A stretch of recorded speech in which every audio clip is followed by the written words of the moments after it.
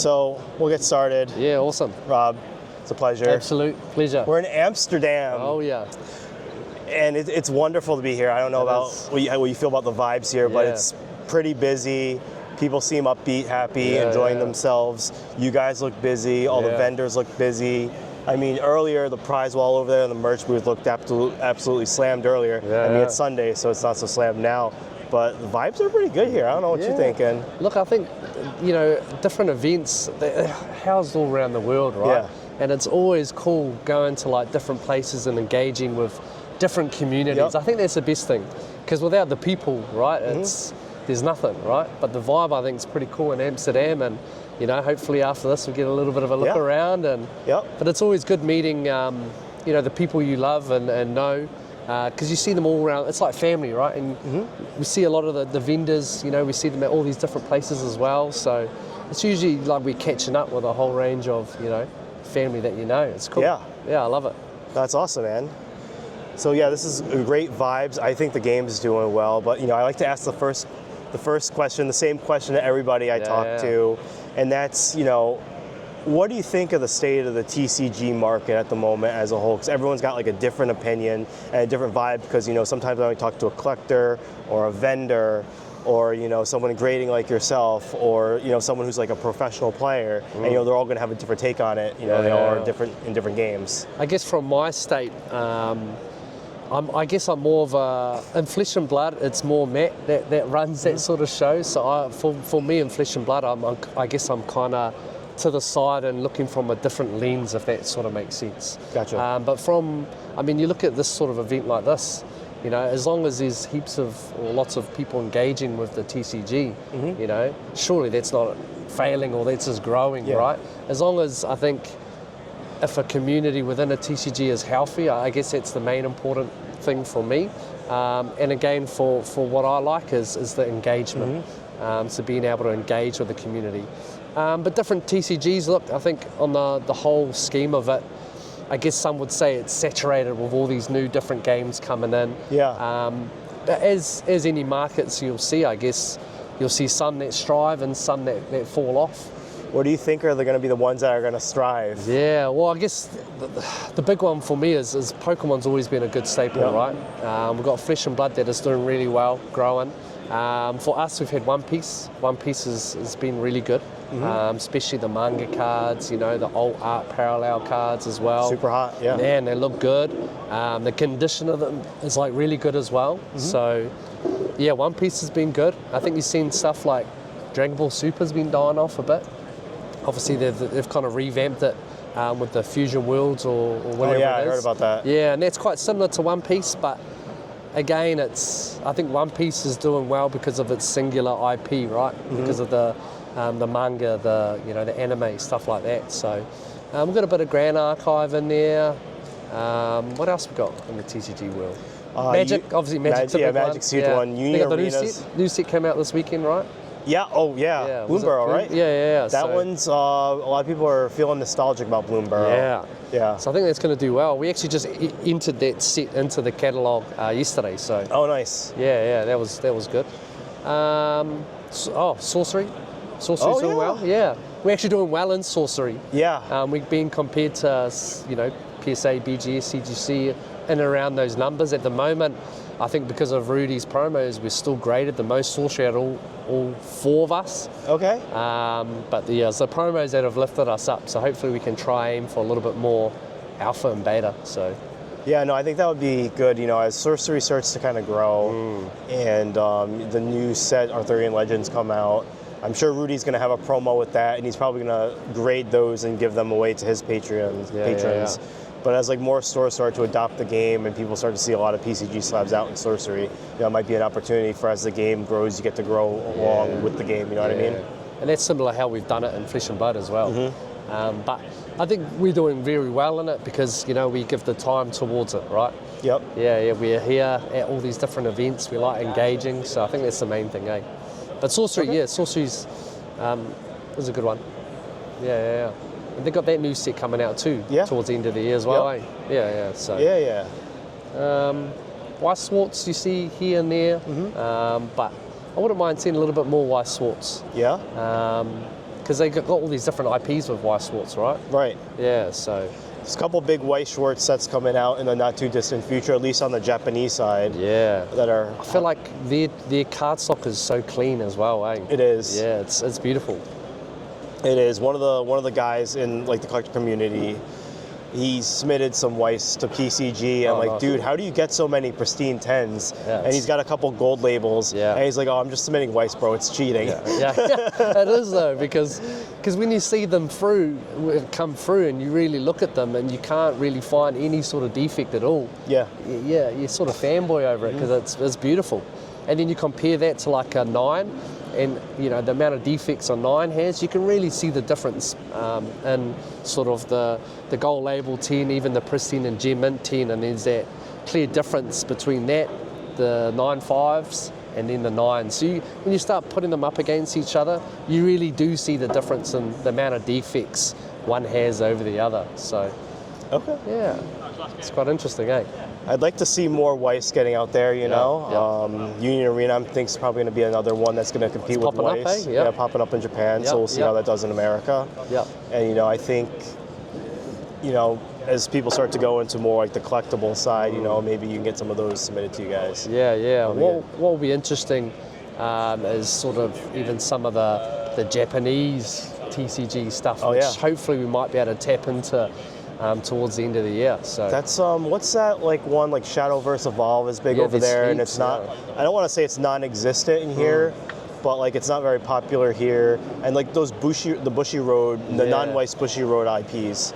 I think it's also the culture's a bit different as well, right? Like it's very heavily manga orientated over there, right? So a lot of those smaller TCGs are probably, you know, a bit more embedded into their culture, their country. So it'll be cool tapping into some of those smaller markets too, because I feel like the ones that are not really looked after, it'll be cool to come in there and actually start looking after those ones.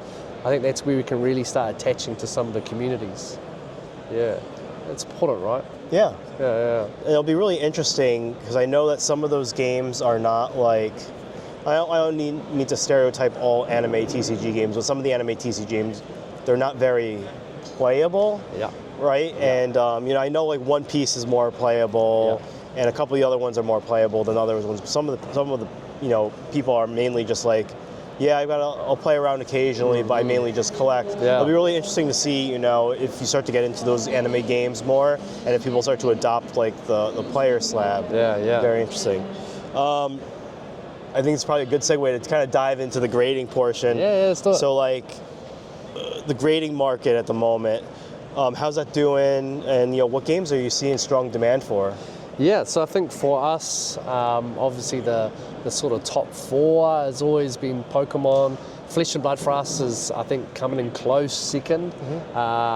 Those numbers were actually quite down towards the start of last year, and they've really popped up quite quickly. Oh, that's beautiful. Yeah, so we can see a huge rush there. And then I think coming up behind that is Magic, One Piece, and possibly Sorcery. Yeah, so we're getting a good amount of number of cards come through. I think obviously for us, because we're so worldwide, we just see different offices kind of excel in different areas. So for instance, like down in New Zealand, Australasia, you know, we see a little bit of possibly more Pokemon, more sort of One Piece. Interesting. In America, I think that's where you get a lot of the Magic happening. A lot of the other Weiss Schwarz over in America as well, where we kind of don't see too much of that down in New Zealand. I wouldn't have never guessed that. I would have guessed that you would have gotten a lot of Weiss down there. I think the product accessibility is a bit different. Oh, okay. Yeah. Okay. So that's where, I guess we get ranges of different things come in through different offices, which is good because it means we can serve to different communities. Okay. Yeah, but overall, I think the grading sense is always strong, right? Especially when you start seeing stuff like, you know, people opening up fake boxes and you know. Yeah, I think I've heard about that. Yeah. Especially in Pokemon. Yeah, I think I've seen something recently where they opened one up and it was just all fake. So like, I think there's an important aspect where the grading stuff starts becoming more valuable because, you know, one, you're getting it authenticated, and 2, you're getting a clear condition of the card, right? So possibly might be a little bit easier to sell and navigate that market. But yeah, it's interesting to see the different, I guess, market happening over in like, for instance, New Zealand. You know, we're suffering quite a high cost of living crisis, where not many people have spare money, and because we're a luxury service, you know, it's having a little bit of a dip. But then over in America, it's not so affected as much as what New Zealand is, for an example. So it's good that we cover that worldwide network, because it just means that, you know, we just have that neutral kind of balance, I think.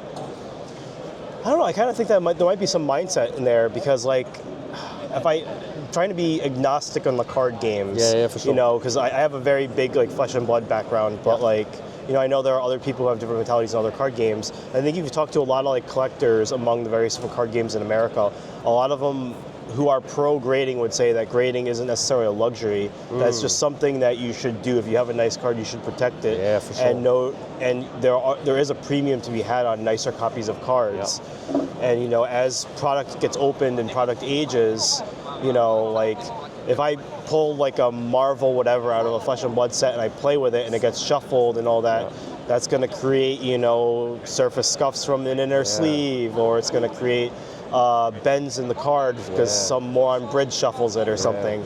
See, I think you make a good point there. I think there's different people in the community, or different customers, I guess, right? So like for instance yourself, like big collectors, they're quite accustomed to grading and that, but first-time customers do see, I guess, grading as a luxury, right? They don't understand why grade your cards, right? And I think that's a main component of educating and kind of growing that sense of, you know, increase their knowledge base on why to grade, and you know, especially for first-time customers, because a lot of customers we get, for instance, in New Zealand, obviously I know a little bit more in that territory, is you get a lot of new-time customers. You get a lot of mums, you get a lot of dads that are just trying to build their kids' collections, or they want to know if it's fake, or so you do get a lot of that as well. So it's quite interesting, the different dynamics between who submits their cards, right?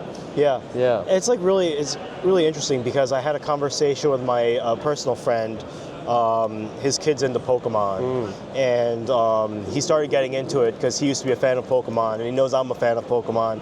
So we were kind of talking about, you know, kind of what the card scene's like, with, you know, how to go about the hobby in Pokemon. And I'm not like super deep into Pokemon, but I'm like, hey, you're spending like, you know, a couple $100 on this Giratina, and it's raw. Why don't you just buy like a BGS 9 or a PSA 9 or a PCG 9? It's going to be similar price to a raw, but that way your kid's not going to ruin the card. So if they're like playing around, waving it in the air, going like that, you know, throwing it across the room. If it's in a slab, you throw it across the room, it's probably going to survive unless you like drop it off a building. But like if you're throwing a literal card, you know, down the stairs and it's raw, you could legitimately damage the card. Yeah, for sure. And you know, if you look and you believe in Pokemon as an IP 10, 20 years down the line, it's going to be, the Giratina is going to be worth way more if you had it slabbed and it's just a 9 versus you had a raw and you played around with it and now it's like EX or moderately played or some step lower. I think what you got to also remember is, you know, when people submit their cards and they get them back, it's excitement too, though, right? They love seeing what they, you know, got pulled just over the booth over there. You know, hearing some people scream and yell because they're getting some nice 10s, you know. So it's that excitement piece as well, which I think, you know, parents get in with their kids and just get into it and love it, eh? A friend of mine, James, would say it's the chase within the chase. Yeah, it is. Yeah, that's right. Nice. Because like when you open a pack, there's like, no disrespect to a mass box opener, because there's obviously a lot of skill in opening packs quickly and not damaging the cards. But opening the pack and seeing whether the card actually has damage, looking for the damage has skill, but opening the pack and having the luck of the draw there, I mean, there's not skill there, but in assessing the actual card, there's a skill there. Yeah, because a lot of people obviously, when they're like, it's packed fresh, they don't understand that, you know, their card's gone through a printer, it's probably been knocked around a little bit. Like, there are different levels and what cards are like when they come out of those packs. because they're not all near mint and above, right? Right. Yeah, like you do have, unfortunately, some cards which are damaged in the printing process. Yeah, no, we just, not to knock on Flesh and Blood Belgian print, but we were just opening cases of Mistveil over in the corner there, and we got one of the common marvels, and it had gnarly print lines, like very visible, no light, no special light, just the ambient light from outside. Yeah. And there were just multiple, at least 5 of them visible right across the marble front. I'm like, man, this isn't even near mint, man. I'm so sorry you pulled this. Yeah, I think also what's some good things is for us is dealing with like eye appeal, because it's quite hard too if you're looking at a card and you're seeing clear defects, then obviously it isn't going to be in that 9.5 territory, just straight off the bat, right? Because you're just at an arm's length seeing those defects clear as day. Yeah, just obviously, but when you are looking at it like this and you can barely see anything, that's sort of where you start getting into that higher graded tiers, right? Yeah, absolutely. So it's an interesting balance that we have to have, because it always is interesting balancing people's sort of emotions when you are getting cards, and when you're dealing with people online, which either can be really happy with their cards or really not, depending on how strict we are in certain aspects. But I do think in its entirety, since we've started, we've found a good place where we need to be, which is not very, very strict, like to a point where we're going to hurt ourselves by not getting cards in, but not so loose, like I think we were talking about before with PSA and CGC having a very loose 10. We're not kind of at that extent, right? So I think we've come to a very nice balance, and I think we're very happy where our grading standards sit, because we have stuff that are situated in different areas that make sense, and if it doesn't make sense, then why is it getting this or that because of this defect? So yeah, I think we're at a really good place right now. Excellent. No, I'm really glad to hear that. I want to talk a little bit about kind of PCG as a whole. So like most of the people who are watching this, they're like diehard TCG fans. The majority of people I'm assuming is going to watch this are either Flesh and Blood or like Flesh and Blood adjacent. When I say Flesh and Blood adjacent, meaning like they are into Flesh and Blood, but they also happen to be in Magic, or they happen to be in anime, or they happen to be into Pokemon. But and I know it's not worldwide yet, but I want to talk a little bit about your launch into sports. I think that's pretty exciting. Yeah. So like, could you kind of tell me what drove the decision to get into the sports and how that's going? Yeah. So I guess from the onset, we didn't want to launch into sports to start. Because one, sports had a really rich history, right? Like it's all collectors in sports. I mean, for us getting cards in, it would have probably been a smart idea to launch with it. But what we wanted to do was build a base. But we wanted to wait and build a sort of a base of cards that we've already done and trust within the community before we wanted to launch into sports. We wanted to be credible when we launch into sports. So now that we're coming up to about 100,000 cards graded, which we should be in the next sort of 15,000 or so, I think we're starting to build that credibility, especially, within Flesh and Blood and within, Sorcery and all these other different TCGs. Now when we're launching into it, at least we can have that credibility going into it, right? So like, you're launching in Australia, and is there any particular driver that chose you to launch there versus like, say, the US? I know the US is the biggest sports market in the world. Yeah, so it's, for us, what we have to balance, obviously because we've got a lot of offices around the world, so some stuff we will be able to launch entirely across all our offices, but then some parts we need to really take into account. Is the office ready to do it?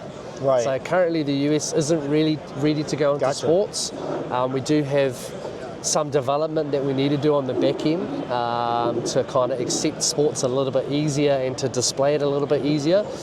So we've obviously done the pipeline of it, but now it's sort of the dev work and it's a lot of hours to get that fluent. But yeah, so at the moment US isn't really ready to launch into sports.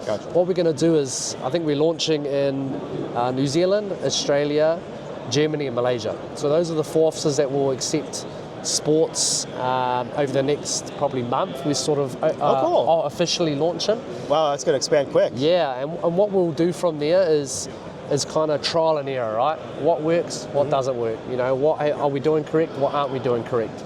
And then what we're going to do is then improve.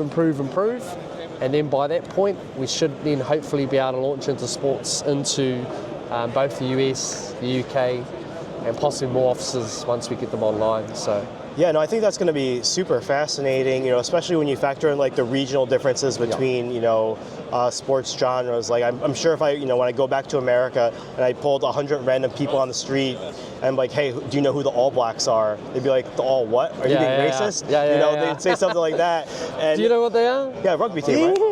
Yeah, nice. New Zealand rugby team. They're very famous. Yeah. Very famous. I think they are the most successful team ever. Yeah. Their win rate was out the gate. It's like 90%, right? Yeah, it was crazy. Yeah. And you know, like I'm sure, like when you launch in like Europe, you're gonna have a lot of what the world calls football, but what America calls soccer. Yeah. You know, whereas America's got like a completely different set of sports that they like. So I think that's gonna be interesting. So this is where I think we have great advantage, right? Because the office can be tailored towards that, right? But they can be more knowledgeable in those areas where they're getting more. So it is quite interesting because obviously we've got to set some parameters while launching into sports. So I think what we're going to be doing is we're not going to be doing anything 2010 and below. We're not going to be doing vintage to start, just because we don't currently have enough knowledge base to launch into that. Gotcha. So we're going to make smart decisions. We're not just going to open the floodgates. I think what we're doing is starting in 2010 onwards and then sort of increasing the knowledge, increasing the staff. And we prefer a slow sort of increase up than a spike up and a spike down. So we're building for the future. We don't want to run before we can walk or crawl, right? So I think what we want to do is do it smart, but do it at a longer term view. I actually thought of an interesting parallel that I wanted to bring up, because I remember reading the article saying that you're focusing on modern and newer. Correct, yeah. So like modern and ultra-modern sports, but you're not going back into like what we call in America like the junk wax era or vintage. No. But your competitor that also happens to use subgrades that's in America, they get their highest premiums out of those modern cards. Yeah. There's that certain period of modern cards in the 2000s where that's when they were in their heyday and they hold the biggest premium. Yeah. So I thought that was kind of like an interesting parallel. Yeah.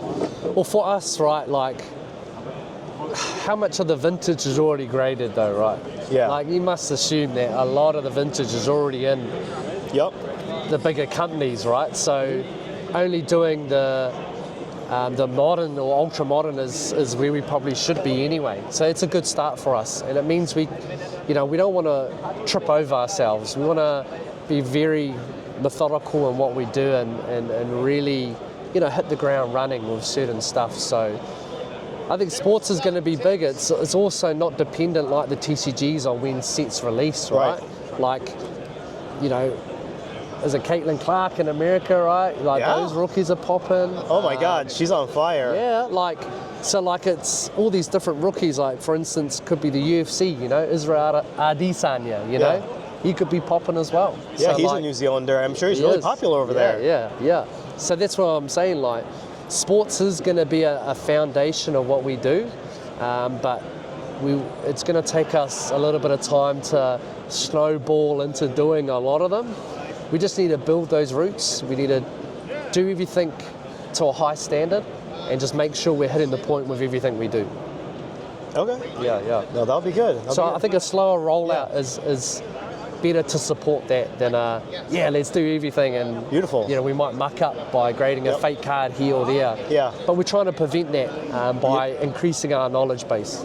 Speaking of fake cards, are you going to be doing autographs? Especially since you're getting into sports, are you going to be authenticating like autographs? Yeah, so autographs is a hard one, right? Because again, where do you build that knowledge? Right. So, what we, obviously in flesh and blood, and as an example, we do, because we have a database of those signatures, so we can control that. Sports, we're starting at zero. Gotcha. So unless we actually go to a third party which authenticates signatures for us, which is probably an option that we can look at, then that's something that we might do instead. Yeah, because imagine trying to do that across, 7 or 8 different offices, and how do you build that knowledge across all of them? What we are trying to really work on is a great internal database though. So that's another thing that will take time to build, but we are willing to build it. Okay. It just takes time. I think sometimes we've got to, again, crawl before we walk, walk before we run. So, yeah. We've definitely thought it out though. Okay. Yeah. Now, kind of switching gears a little bit, you guys have been expanding a lot like crazy. On my list, you've got US, UK, Germany/EU, Australia, a couple of Southeast Asian locations. Yep. As well as, of course, the headquarters in New Zealand. Yep. What's the challenge been like trying to get consistent grading across all of those different locations? Because you have different people, different cultures, different preferences on what people grade. How do you standardize that and get everyone talking the same language and operating the same? Yeah, I think the biggest thing is our standards are fundamental in getting graders where they need to be, to give them a left and right of arc and being within that arc, which is why I think we've been pretty successful with multiple different offices having a consistent grading. Now, we might have to start some areas where they might be a little bit strict here or there, but that's where we kind of gauge from the community and our own testing batches to make sure that everyone is within that limit. And then if they are sort of out by 0.5, which they should be, within I'd say there's a line there, and if they operate within that line, that's we're happy with that. But if they are a little bit strict, which I think, there was perception that obviously Germany, when they first started, that they were a little bit stricter than what they were in New Zealand, Australia and America. We've just flown out here, done a week of training, and now we've got them onto the wagon of where they should be. But that's not across every single car being strict, it's just some instances of just understanding of this should be here or here. That's where a lot of the training, I've just spent a week with them now, and just those little things have kind of corrected a little bit and got them even closer to that scale. Obviously I think the grading scale does definitely hit true and getting everyone pretty consistent. But there are little things here or there, but again, it's on the system, it shoots it into the right direction. So to be honest, I haven't heard too much negative feedback around consistency across the different offices, because we do test batches. We do fly out 6 months to 12 months to make sure we do rounds every single year. So we do see the offices multiple times in a year. That's great. We do stuff like the World Championship for Flesh and Blood, where all the graders go together, and then we do training, we do all the grading stuff there, we do checkpoint, a lot of the stuff. So you'll have someone one of the senior or head graders from each location. Correct. So Germany, UK, US, Australia, New Zealand. Was it Kuala Lumpur? Yeah. So they're Southeast Asia. Southeast Asia. Everyone kind of goes and tacks it together. Yeah. So the last World's Barcelona, we flew everyone out. That's awesome. And then we're all staying together, build that sort of team cohesion.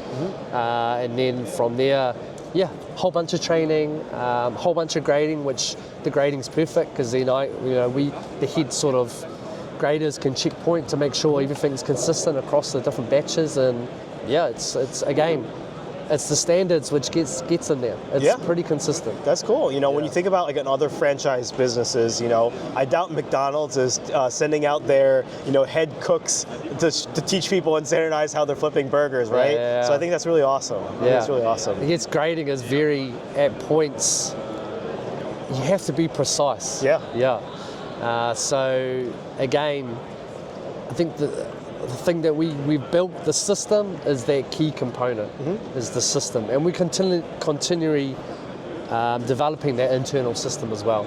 Because at the end of the day, we want to build the best grading system in the world. The one where it's the easiest to navigate for the graders, the most educational one that they can, go, if they don't know a question, bang, they go into our internal system, they can then find that defect pictures, description of that defect, where it should go. So yeah, that's what. Cool. Got a big job ahead of us, Yeah. but again, we're here for the long term, you know.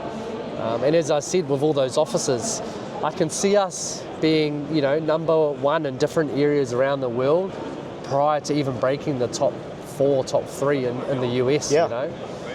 Like, in my opinion, you guys will probably, within the next handful of sets, will probably be the clear number 1 in Flesh and Blood. Yeah. I think for a while BGS was the dominant. Well, they were only one for a while, and then they were the dominant grader. And then as you started, you know, working closer with LSS, became the official grading partner, the gold foil pre-grades, and launching to other parts of the world. I think the name's getting out there, and I think there's a lot more premiums and recognition on, you know, your grades, especially your top graded cards.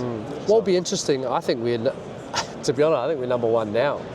I think all the amount of prize promos we've done, all the expensive cards, either come pre-graded or in something, you know, obviously the stickered versions, Yep. or actual slab that they give out, right? So a lot of the most expensive cards are already with us. It'll be interesting to see the difference in pot reports, because we do have a lot of manual entered cards from Flesh and Blood in the early days that are not on our pot report. We are going through and clearing those, it's just taking time. But it'll be interesting to see the difference in how many cards BGS has done compared to us. Yeah. I still think we've done majority of the high value cards. So it's interesting, right? They're a huge grading company, right? And we've kind of come out of nowhere. But then again, I put that down to the ability of caring for the community and being at every big event, right? We've been at every Worlds, a lot of the Pro Tours, a lot of the callings, we're there with the booth. So I think that visibility, I think that caring nature for it is really putting us above. Because our sold listings have been pretty good as well. So, you know, I heard the other day BGS was doing, you know, a same day grading for like 150. It's a lot of money. Yeah, compared to us here where it was 40. But yet they're selling for around a same, or I don't know if BGS is a little bit here, I don't know, I don't quite know.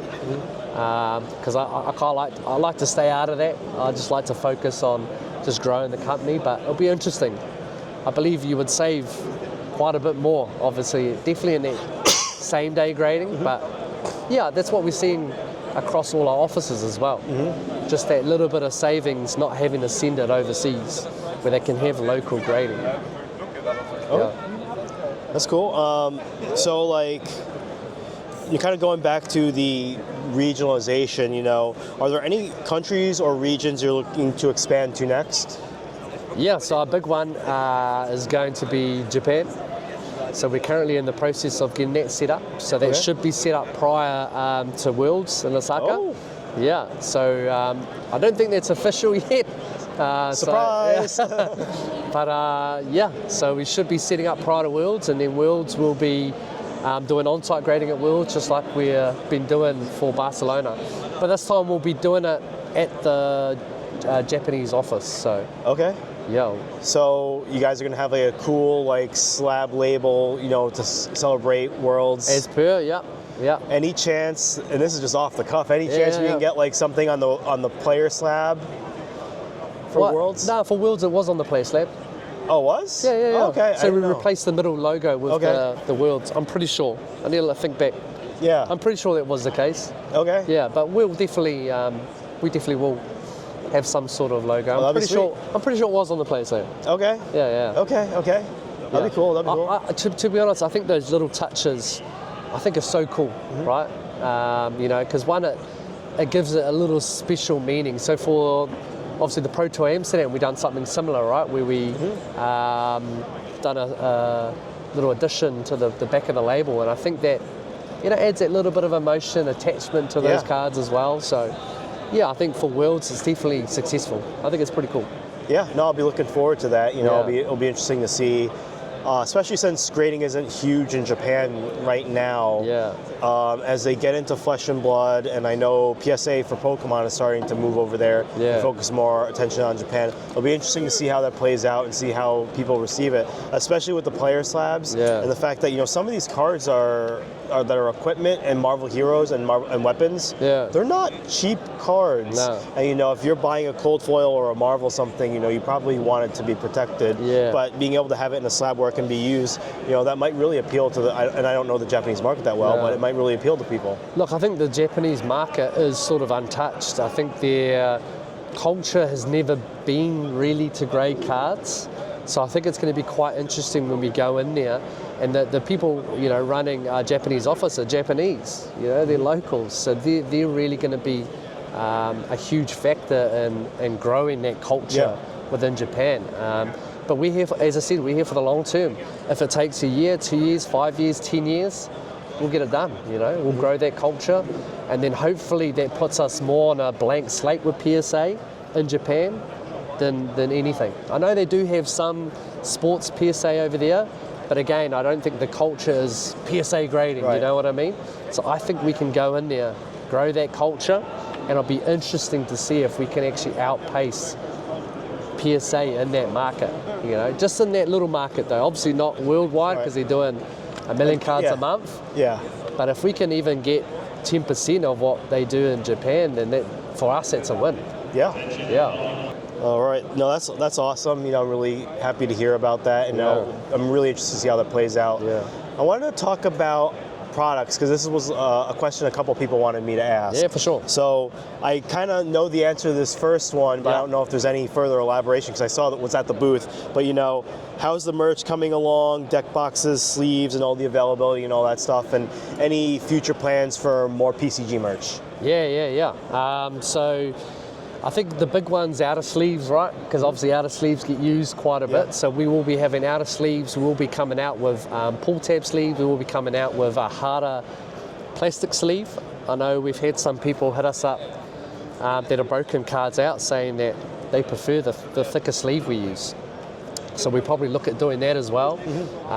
We are looking at doing possibly a slimmer, very small compact deck box. I think that'll be pretty cool because obviously the ones we've got at the moment are big. They are nice though, but for some people they're a bit big. So we are possibly going to look to have a decreased version of that. And I think there's some other stuff we'll probably look at. But again, what we'll try and do is, a lot of the accessories are, everyone does the same folders and the same storage boxes. We might do some nice storage boxes as well, but for us, what we're going to do is slowly just roll them out bit by bit by bit. So we can, start getting stuff out to people. But again, they're going to follow that black and gold looking sort of display boxes and the packaging it comes in. Again, we want it to be similar to our brand where it feels premium, and that's the angle we'll go with. But a lot to expand in that territory, and again, just like anything, over the year we'll just keep adding stuff, keep chipping away. I'm really interested to see what you guys come out with, like merch, because when I think of other legacy grading companies, like no one's really doing that, no one's really focused towards the player. And I know that like PSA has some licensed products, but they don't, other companies use their name and it's made for PSA products, but not necessarily, this is made by PSA, sold by PSA. So that'll be really interesting. Because I mean, we do want to provide the, accessibility for people to have top loaders, they have sleeves, stuff for grading, right? And it might be something we might lean in a couple of years' time with possibly a loyalty reward program as well. So. So I mean, it's quite hard. It's quite a complex thing. You said loyalty program? I haven't heard that before, so I have to ask a little bit about loyalty program. Like, what does that?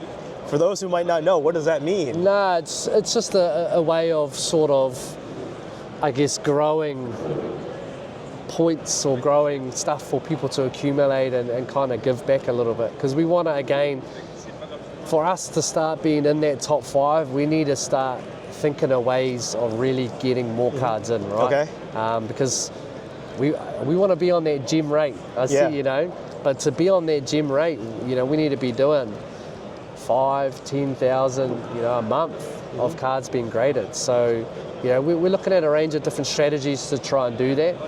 That is a one longer term play that we might do.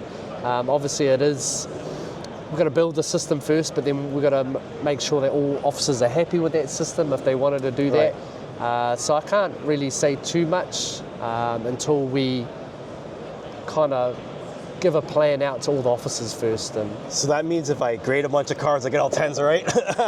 So that means if you grade a bunch of cards, you're going to get some, credit that you can then redeem for hopefully some of those accessories that we come out with, right? Okay. Yeah. Oh, that'd be cool. Yeah. Cool. So again, it's all a functional system. Gotcha. And yeah, we do need to increase those strategies to be in that top 3, because that's the aim. I believe PSA kind of has a program similar to that. They have a membership program. If memory serves me correctly, I think it's like 125 USD a year. Oh, yeah. And it gives them access to like an additional like bulk tier of grading. So it's kind of like a discount, if you will. Yeah. And you get a magazine, and I think there's a couple other benefits. Yeah, nice. Yeah. So it'll be interesting to see what you guys come out with, especially since PSA is really geared towards, sports. And, they do a lot of TCGs, don't get me wrong.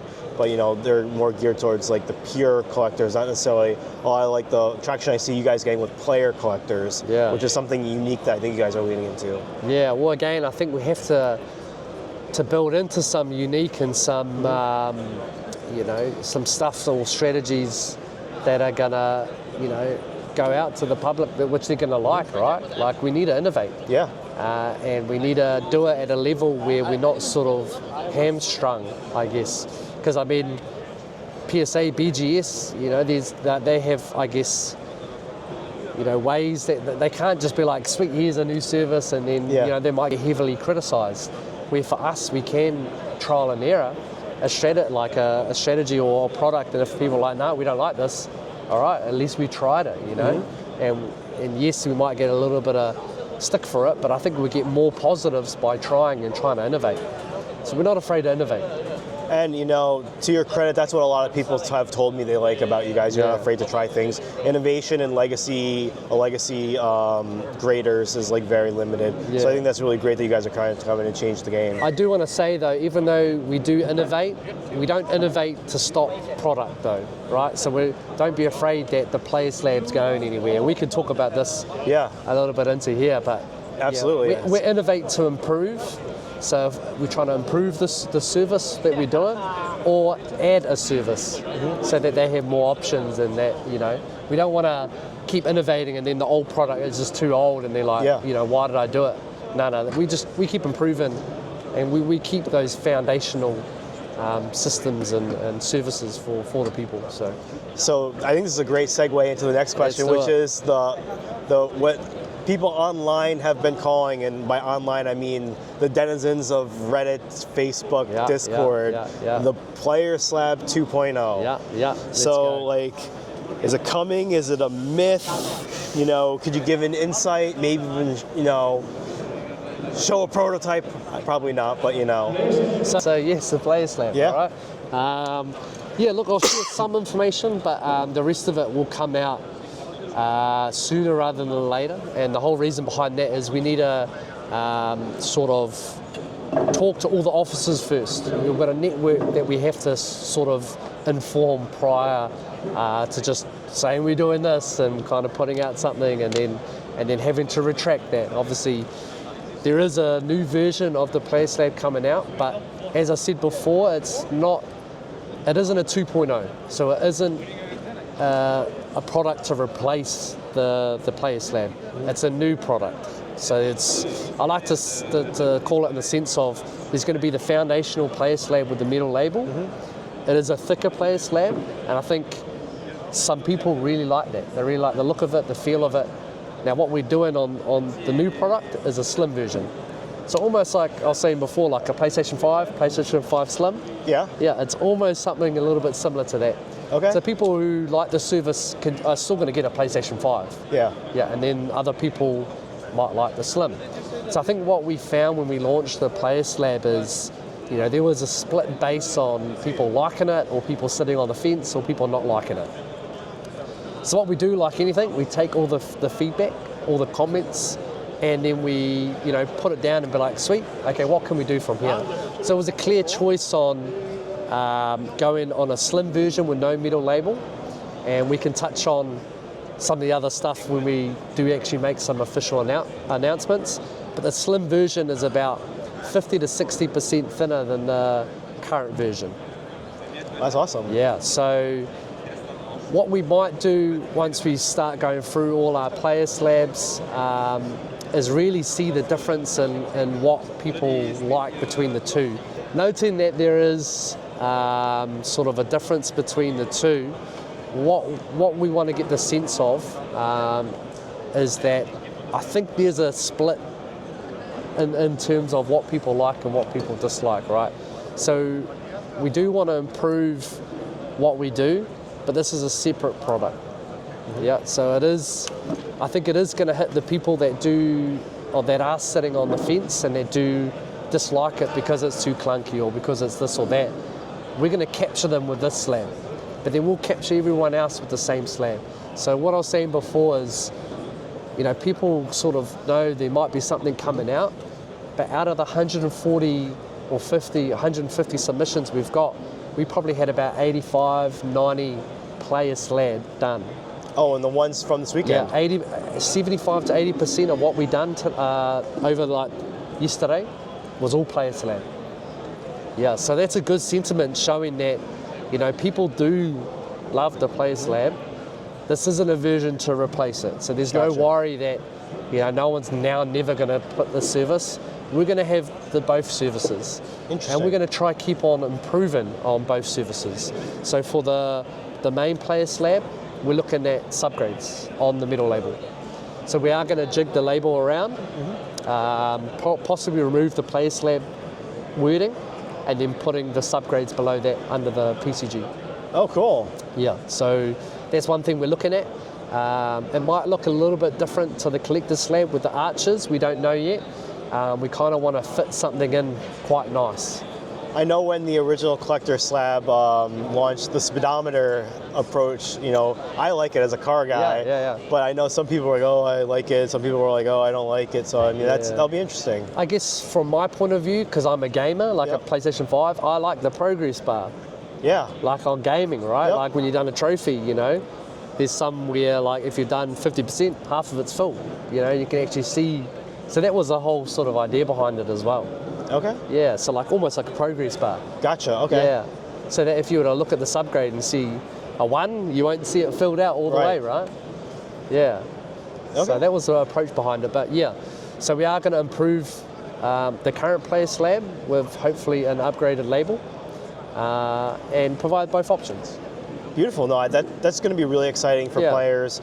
I know a lot of Flesh and Blood players specifically, they look at the real estate in their deck box, if you will. Yeah. And, when you have to have a helmet, a chest, an arms, a legs, one weapon, a hero, and maybe you play Zen and you have 2 needles.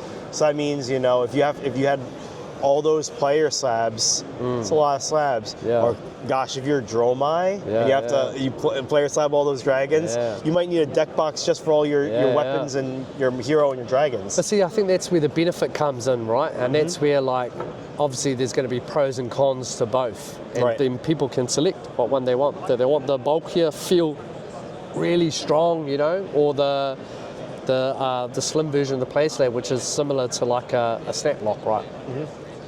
So it's still strong plastic, but obviously it isn't as strong as the player slab.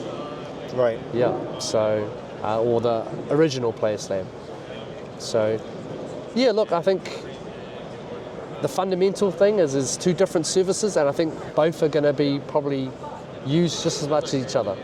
It's just what you like over what you don't. Okay. Yeah. I think, based on what you've told me, I think the new player slab will be, or the player slab slim, I should say, will be very successful. Yeah. I think that will be very successful. I think if I had to be spicy and have a hot take, I'd say 65% will probably go for the new one. Yeah. Yeah, that's it. I think it is. I think what it does is that it brings a lot of people that are sitting on the fence and being like, oh, I kind of don't like the Player Slab because of this and this and this. And now we give them an option which fixes those concerns. I think they then jump in, right? Yeah. And then what I think that does is it then just increases the amount of people wanting Player Slabs for the original and for the Slim. So I think that's going to be fundamental. I also think when we launch into Japan, I think it's going to be huge getting them on board with Player Slabs, because I can see all the Japanese picking up, just having everything Player Slab, you know, and hopefully we can grow that into the community and really, because imagine if we get Japan coming to Worlds and all their players just got all different versions of the Player Slabs, and you know, I think it's cool. Yeah, no, I think that'll be super cool. Yeah. Cool. So anything else we want to discuss before I kind of go in towards the end and ask our mystery question? Yeah. No, I think, look, at the end of the day, I think what we are trying to do is build a premium brand and build a company which will compete with the big boys, right? I think the one way we're doing that is, as a new company, having different locations, right, to build that worldwide network, because fundamentally that worldwide network is going to allow people to sell slabs from New Zealand to America, to sell them in Europe, to sell them in the UK, anywhere in Asia, Australia, you know, that's what we're trying to build. And hopefully that connection's what's going to keep growing us. But yeah, we'll do our best to grow. I think it'll take us a good couple of years to get on Gem Rate. And then once we get on there, it's just up and up and up. There you go. Yeah, man. There you go. That's the goal. So, the mystery question from our last guest is from a collector, Poketin King on YouTube. Nice. And he's asking not a more specific question about Flesh and Blood. Yeah.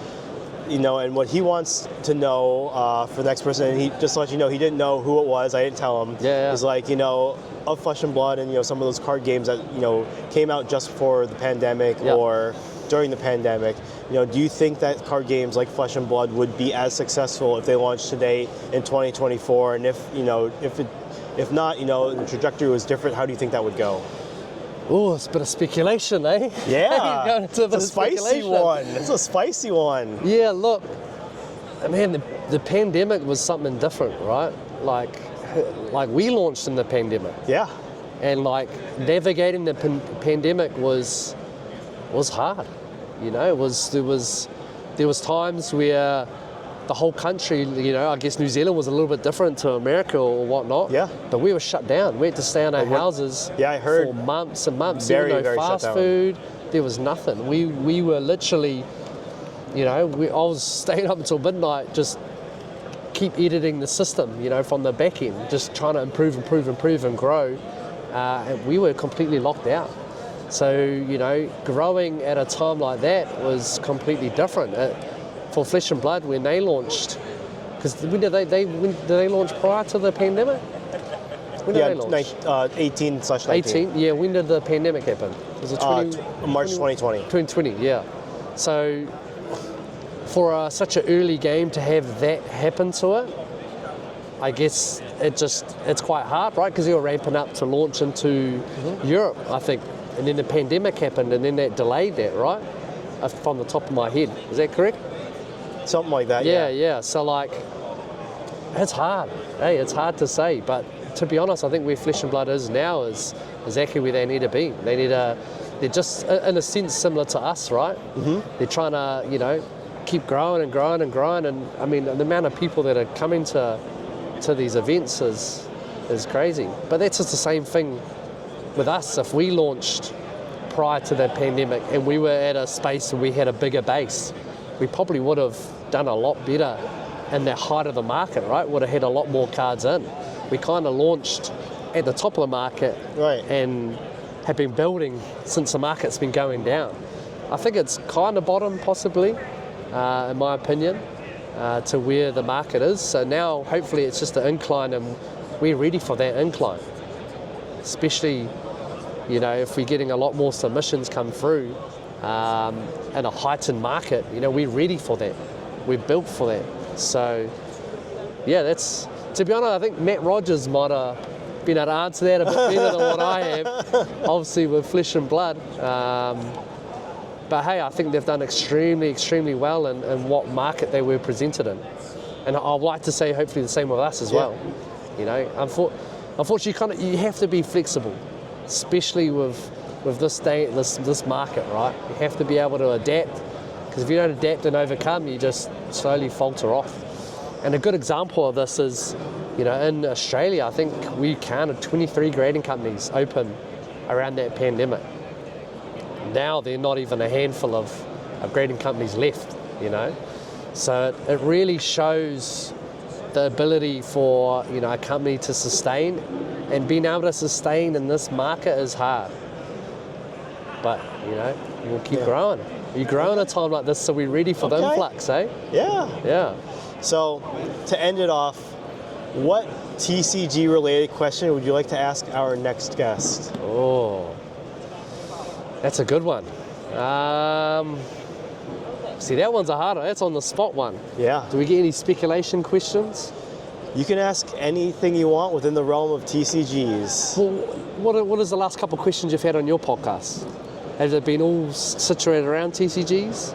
It generally has been. You know, I've had stuff like, you know, the question you just had, and, you know, like one is like, out of, you know, the emerging card games, what do you think is going to be the most successful one and why? Stuff like that. Yeah.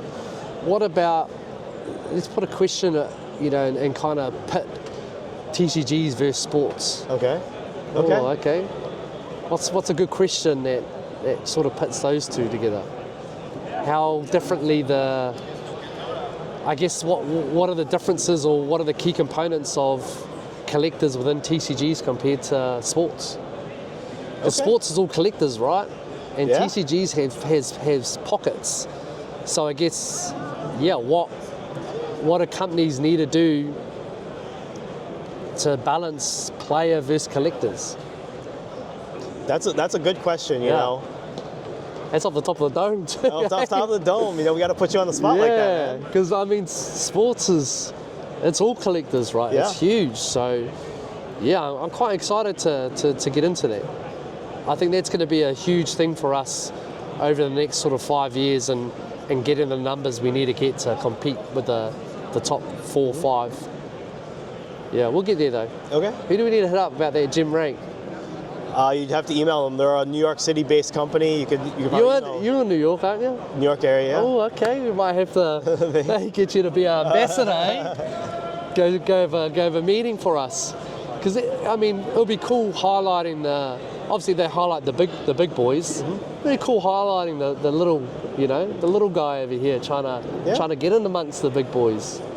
Because I guess the aim is, you know, we try and hit different TCGs like Flesh and Blood and Sorcery to come in the top 2, but then we will try and aim for the different pockets, I think, on all the other different TCGs to try and get as well. But we'll slowly get there. Okay. Yeah. What's your opinion on us? I think you guys have been doing a good job expanding. Honest opinion. Honest opinion? I like just brutally honest. So, my honest opinion, when PCG in the US first launched, it was a little bit messy. Yeah. I think there were a lot of issues with centering, as well as issues with surface, initially when PCG launched. Lately, PCG US has had consistent grading. Yeah. Towards the end of, how do I say this politically correct? The previous owners of PCG US, they were a bit more consistent, but still were not great. Yep. And then the new owner took over, Rudy. And then my first batch from Rudy, it was okay. I think there was things a little bit off, but I think overall grading's gotten more consistent. Yeah. I have resubbed a couple cards that were sent to Rudy before.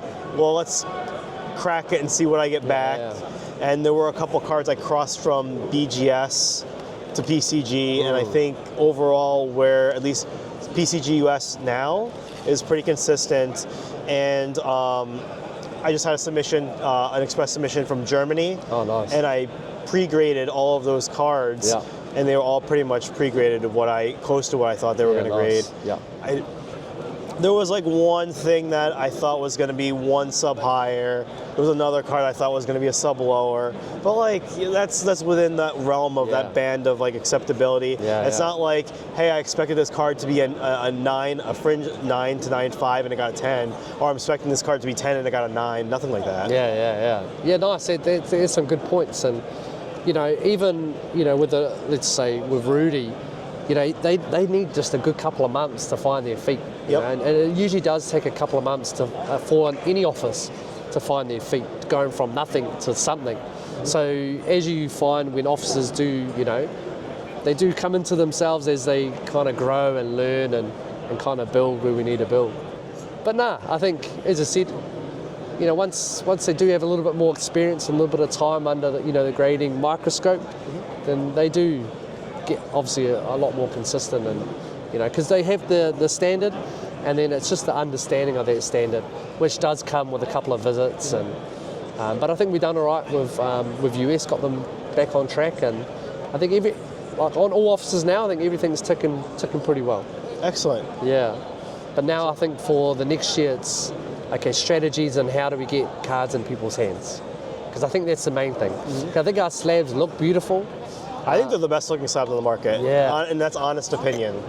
So it's like, how do we get that into every, every hand as possible, you know what I mean?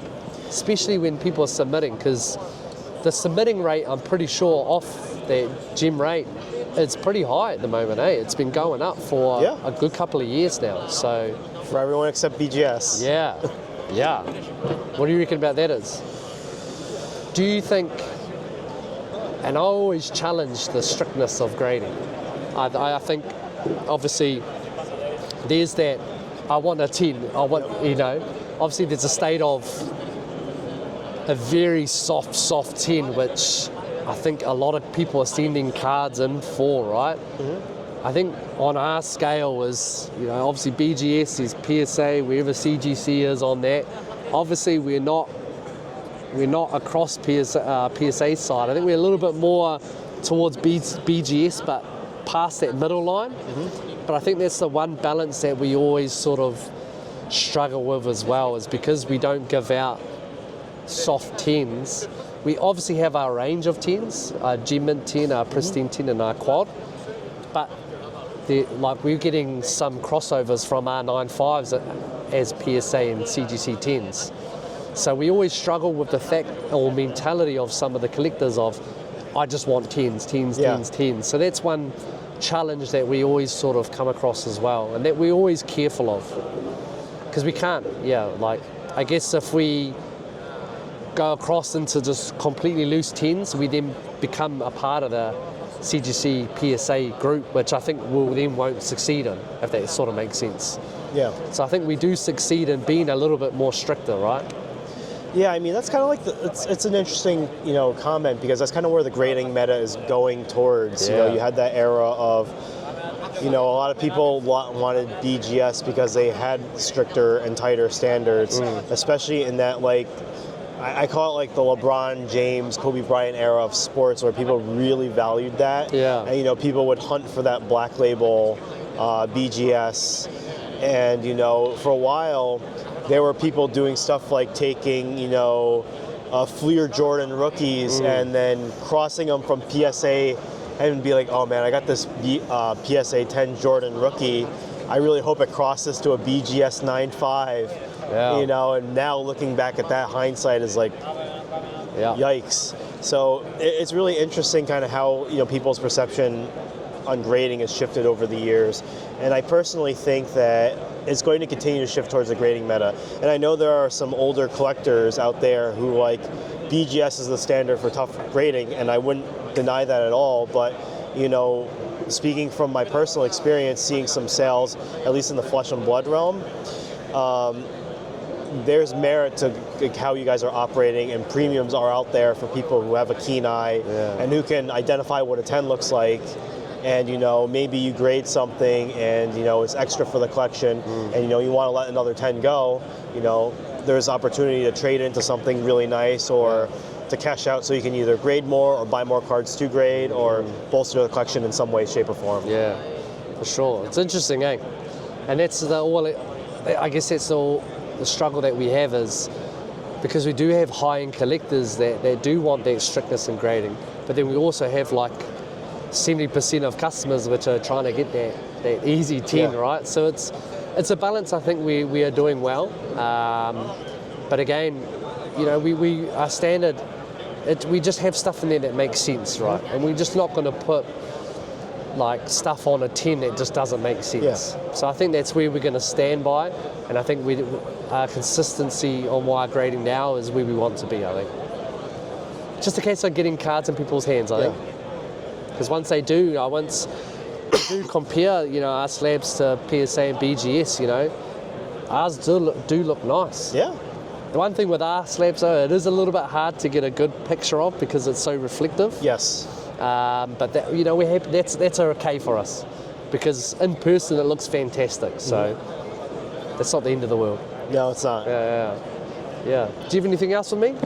No, I think we're good. Are we good? It's been a pleasure. Absolute awesome. pleasure. Yeah, hopefully I answered everything, and hopefully the community, or your community, enjoyed that. And no, I think we're gonna enjoy this. Yeah, I know we've been chatting quite a bit as well behind the scenes, so that's going to continue, obviously. Absolutely. And yeah, hopefully when we do have some stuff launch up, we'll give you a little bit of sneak peek. Awesome. I look forward to it. My man, absolute pleasure. Thank you.